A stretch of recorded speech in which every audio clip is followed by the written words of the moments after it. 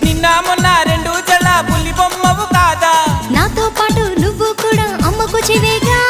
బయట వేసి వేయంగానే వయ్యారం ఎందుకే భామ కొంటి చూపులు ఎక్కువాయి విసమొచ్చినందుక నడుము చిక్కెనే నడక మారెనే ఇంత లోపల ఏమి జరిగనే మొదటిసారిగా ఆడపిల్లను చూసినట్టుగా